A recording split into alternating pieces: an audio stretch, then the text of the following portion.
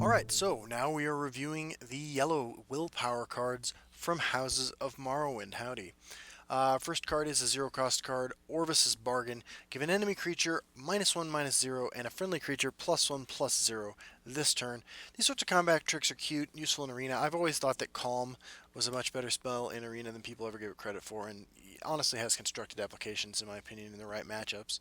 But Orvis Bargain is not great. If this was Magic and you could play cards on your opponent's turn, this card could be a blowout in the right situation. Even then, though, I don't know that I'd be really interested in running this. It's certainly an interesting pull off of Smuggler's Hall or other ways you can randomly generate zero-cost cards, but I don't think this card is going to have any kind of constructed impact. Illusory Defenses is kind of a difficult one to judge. It's one Magica for a Prophecy card that summons a 0/5 Illusory Wall with Guard in each lane. Sacrifice them at the start of your turn. So, as a Prophecy, this is one of the ultimate ultimate prophecies in terms of stopping lethal from your opponent. It's not terrible on your turn either if all you really need to do is just keep your opponent from killing you so you can do something next turn. This, does a good job of just roadblocking your opponent. I hesitate to say that this is a good card because I can certainly imagine decks where this sort of effect is very useful. That being said, I just am concerned that there are other sorts of cards you could play in its place. While this is a sort of prophecy that will randomly save you and might increase your win percentage by a certain number of points, the fact that you're not drawing a card that can proactively do anything unless you couple it with like Betray cards, kind of leaves this one feeling a little iffy to me. I would expect that we're all going to run into this card every now and then when we're playing against some kind of real grindy control deck. Maybe this has a place in a Tribunal Temple deck, for instance, that just needs to, slow the game down to a glacial pace in order to exalt its creatures. But I'm not really impressed with Illusory Defenses. That said, for what it does very well, and it's very strong at that. I'm just not sure that what it does is that useful. But I could be mistaken. Maybe it's as good or better than Healing Potion in the right circumstances, and Healing Potion was a card that was played quite a bit for a while. So Ambitious Hireling here is a 1/1 for 2 that upon summoning gives a friendly creature power and health equal to this guy's power. This is obvious synergy with the rally cards, and its ability to be useful kind of depends on how quickly you're snowballing with your rally cards. It's weaker than a lot of the cards you're going to put in the rally decks because it doesn't have rally itself, and it doesn't continue your plan of doing obnoxious things to the cards in your hand. So I don't know that I would include this in most of my rally decks, although I can certainly imagine a world where I did. I'm not super impressed with Ambitious Hireling. Crisis' favorite, 2 Magica action, summon 1/1 Imperial Grunts to a lane, plot, gain 1 health for each friendly creature in that lane. I actually kind of like this card. In the right meta where your tokens deck needs to race something, for example, you run Broom and Profiteer in a lot of tokens decks, and the life gain, though incidental at times, is also super relevant at times. Crassius' favor is sort of similar. I certainly enjoy this card a lot in Arena. In the Arena runs I've done on the test server, I found it to be pretty useful. Chaos Arena, it's going to be an all-star for triggering that Zoo lane twice. But I think this is a card that will probably fit into some token strategies, and perhaps even into some strategies that use it for the life gain. I could see this being, potentially used in the mid-range life gain Crusader archetype, for instance. Although it's not great there. It's not great anywhere. It's just sort of a role filler. And as the card pool gets to a certain size, that's not good enough anymore. Gavel of the Ordinator is an item that for 2 Magica gives a creature +2/+0, and upon summoning, the wielder is immune to damage this turn. This is a really strong effect. You can kind of look at this as a pocket Cloudrest Illusionist, but in some cases it's going to be a lot better than Cloudrest Illusionist. In most cases it will be worse, though. I do think this, first of all, this card's boss in Arena, and I think in the right deck that is trying to battle for the board, I'm thinking again of mid-range life gain Crusader, you might find a place for something like this. The immune to damage thing is kind of a new thing in this expansion, and Gavel the Ordinator is certainly a powerful card. Whether or not it has a role in the metagame right now, I'm a little iffier on. I think it's honestly powerful enough to try running. I have used it successfully in some games on the test servers. Whether or not I'm not sure that as decks get refined, I guess I should say. I'm not sure if this card is going to continue to see any play. But Certainly very powerful for what it does, kind of like some other cards here. Stand Watch, Prophecy, Action, 2 Magica, give a creature guard, draw a card. I think this card's really, really good. A Prophecy that draws you a card is super strong. You can cycle it later in the game if it's not particularly necessary at that moment, like in a control matchup, let's say. All I really have to say is that this card is powerful. The requirement for it to be at all useful, that you have a creature on the board. I mean, that's not terribly hard to pull off. And the kind of deck that's going to benefit from giving that creature guard is the kind of deck that's going to want to hit the Son of Prophecy. And because it says draw a card and only costs 2 Magica, it's not a dead card. That in a slower matchup or in a matchup where you're not worried about having guards out in the early game. I really like Standwatch. I think this card is very strong. I think this card is going to go into a lot of decks in the future, and I'm looking forward to playing with it myself. Vivek City Pilgrim was the first Exalt creature we saw. It's a 2/2 drain for 2 with Exalt 3, so if you pay 5 for this card instead of 2, you get a 4/4 with drain. This card, begs the same question as a lot of the other Exalt cards, which is the Exalt deck good? That remains to be seen, to be honest with you. It can be very, very explosive if you draw this. I mean, it's so contingent upon the 7-drop trigger all the exalts in your creatures thing that it's difficult to say whether or not it's any good, because I kind of think it's too clunky to be good as an archetype, just as an exalt archetype.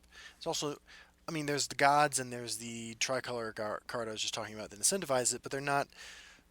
I don't feel like they're that strong, to be honest. However, Vivek City Pilgrim on its own, I think, is actually a pretty playable card.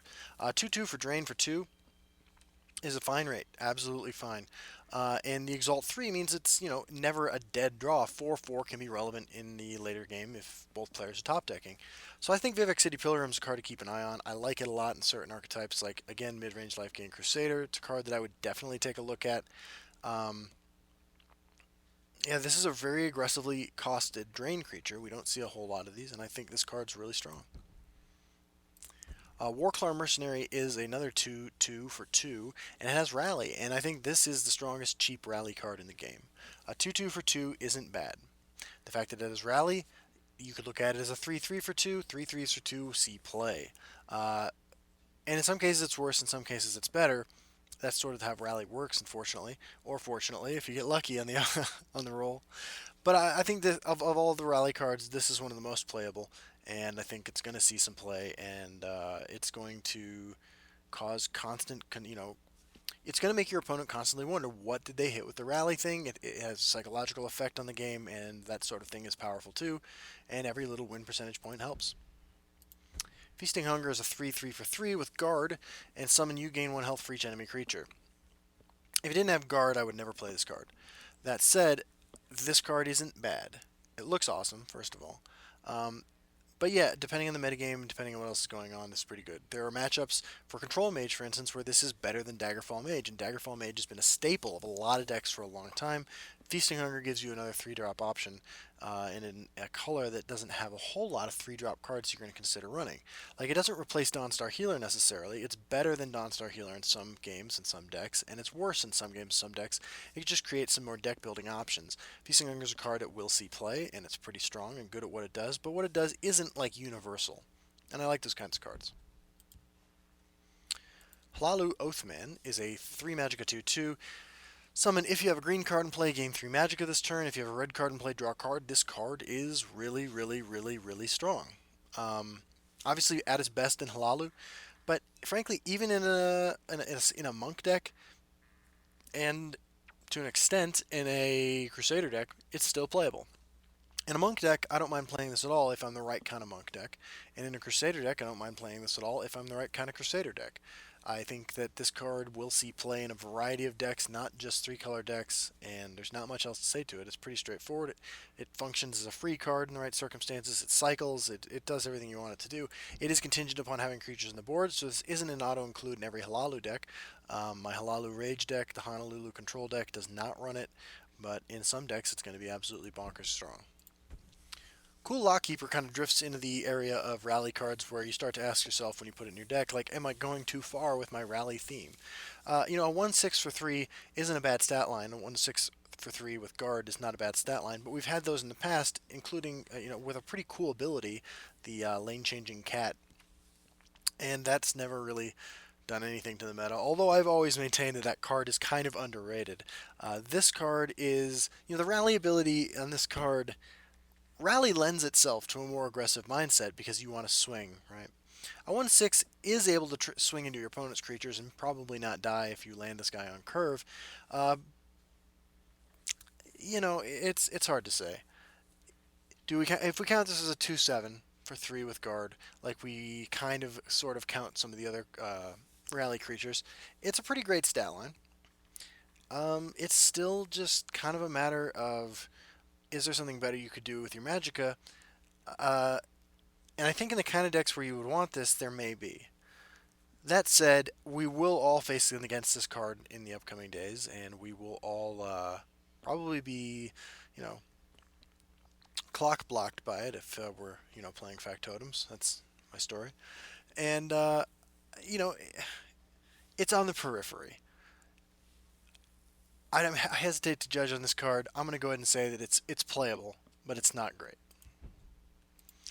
Prison Ship, I used to live there, is a 0/5 for 3 with summon, shackle an enemy creature while you have Prison Ship. So, this kind of fits into the rally deck, right? Because a 0/5 isn't great. 3 Magica to just permanently lock down a creature as long as you control Prison Ship's pretty good. And the type of deck that you want this on curve to stop an opposing creature is probably the type of deck that, if they take the time to kill your Prison Ship and they're not using Execute, the functional life gain is totally fine. The question you need to ask is, am I better off running a guard? Am I better off with Cool Lockkeeper, right? Or the new Hungry guy? I think you're probably better off with those. Although this card can do things those cards can't, this card's also more fragile and is not going to do any trading unless you've rallied it up. And those other cards are going to do better trading if you rally them up in most cases. So while Prison Ship's an interesting card, and it's a very powerful arena pick, frankly. Serving as a pseudo removal spell for 3 Magica. I'm just not convinced this is good on the ladder. Maybe you play it in a new version of Item Mage. Maybe that deck makes a comeback. 0/5 is certainly a big enough body that it can carry a Mace of Encumbrance or Mace of Encumbrance pretty well. I remain unimpressed, however, with this card. Grand Inquisitor. So like I've said about a couple of those cards before, this is an Exalt creature, and it's a fine Exalt creature. For 8 Magica, you can play a 5/6 and destroy a creature with power 4 or less. It's not terrible. It's not great, but it's not terrible. What this really is a rally card. Rally onto it once, you destroy a 2 strength creature, 2 power creature. That's great. Rally twice, you're destroying all sorts of stuff. You're destroying Hive Defenders at that point, and it's not unreasonable to be able to play this guy on curve and destroy a Hive Defender with it if your rallying has been going pretty well so far. So Grand Inquisitor is a very powerful card in certain circumstances. Is this a control mage kind of card? The problem is that when you play it for 4, you're destroying creatures with power 1 or less. That's not great. There's not a lot of those cards that see play that matter in any way. So you kind of either have to exalt it or have rallied it up, or I guess potentially be running 5th Legion Trainer or a Divine Fervor. Those cards make this card better too. It's a very powerful effect. The exalt cost is reasonable for what it does, but makes it an unreasonably expensive card for what you would need to be doing with it to be particularly useful. It's good in Arena. This card will see play, but, Moonmoth Castellan? I don't know. People tell me a lot on the channel that I mispronounce things like Brynholf by pronouncing them as if I was speaking Spanish, which is fair. I want to say Castellan. I've seen this word before, but I've only ever read it, and I've never said it in English, so. The Moonmoth Lady here is a 4/3 guard for 4 with plot. Put a random guard into your hand. I think this card's really good. I'll be honest with you. A free guard creature is awesome. A free creature of any kind is awesome, and it's guaranteed to be a guard creature. And guard creatures always have utility. So I think this card's very strong. Where do you play this card kind of becomes the question, because you're not triggering plot with this card on turn 4 very often, because how many decks that run 0-cost cards also want to play a 4/3 guard for 4? Probably not too many, and are also concerned about getting a free guard creature. This is probably a turn 5 or 6 play, probably a turn 6 play at the earliest. But I like it a lot. I think it's very powerful. It's absolutely nuts in Arena. One of the most powerful Arena cards we've seen. And I look forward to playing with it and randomly pulling Iron Atronox out. But, this card deserves. Well, I'll say this. I believe this card probably deserves more constructed play than it will see. All right, we have Morag, Tong, Nightblade. This card was revealed a couple weeks ago. It's a 3/4 for 4. Summon a 0/1 target with guard for your opponent. Slay, draw a card. If it's an action, reduces cost to 0. So if we just ignore the if it's an action thing, and we just have a creature that summons a target and slays to draw cards, I think that card is pretty good. I think that's pretty good. Part of what holds the 4/6 in agility back that draws a card on Slay is that it costs 6. This cost 4, comes down much earlier, and it brings a friend along so that your opponent can't just avoid it if you're interested in drawing cards. It's an interesting Unstoppable Rage target for decks that want to run Unstoppable Rage alongside yellow cards, and it is pretty strong. I'm not gonna lie. The added text, I'm not gonna address it too much. 1 to 2% of the time when you're playing this card, you will have a situation arise that is only possible because of that text, and it's going to be great, or it might not be great at all. Doesn't really matter. You have to judge the card, in my opinion, on the rest of the text. The rest of the text is pretty strong. I expect this card to see play, and I expect to see highlights of this card doing ridiculous things on YouTube, on my channel, hopefully. Alright, Writ of Execution. Choose an enemy creature at the start of your turn, destroy it, and put a completed contract into your hand for Magica. This card's real good. Costs less than a Javelin, doesn't have Prophecy, but in the right matchup, it's real good.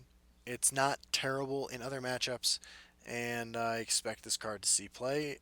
Probably not as much play as it could see, because I think it's better than it appears at first. The completed contracts are really useful. In certain kinds of matchups, tempo is the absolute king, and even if you're playing a control deck, having a contract to pull out something a little bit earlier than your opponent expects it or is able to handle it or respond to it is great. Obviously nuts in Arena. Valmora Captain, 5 Magica, 4/4, Rally 2. Your other rallies give an extra +1/+1. Oh man, I don't think this card is that good. It's obviously very powerful, but my problem with it is that I feel like on turn 5, a good rally deck is playing its finishers. Or close to them. And how many cards are you likely to have left in your hand with a rally deck to make that extra line matter?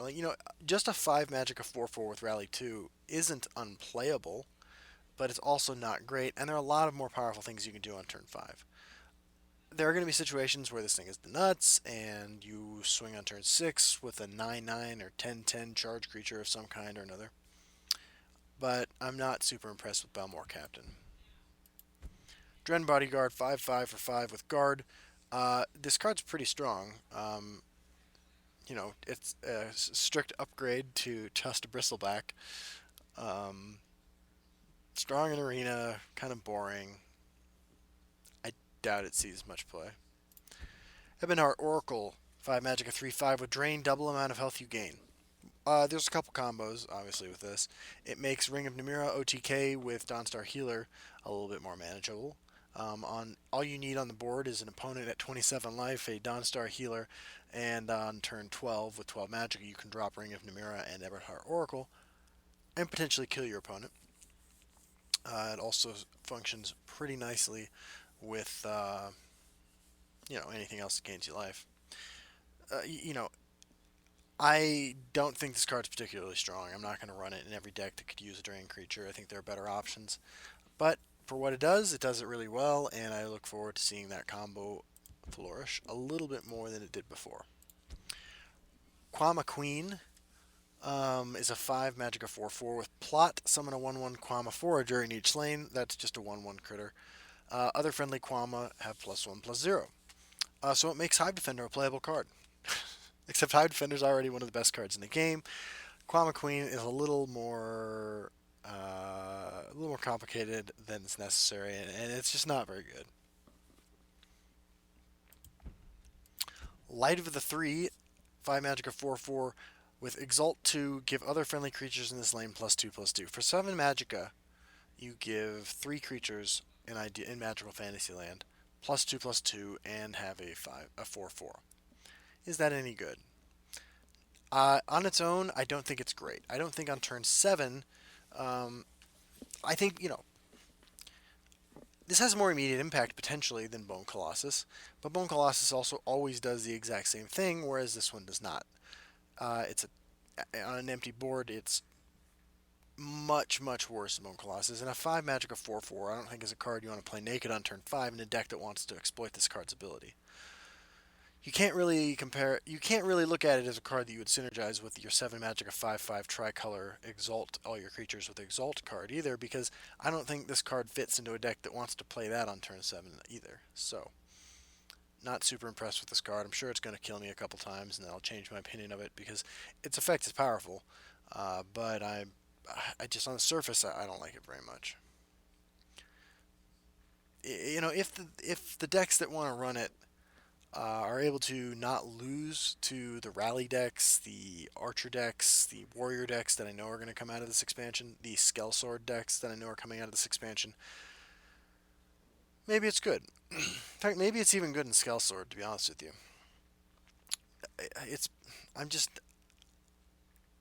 It needs a deck that doesn't exist right now in order to be good.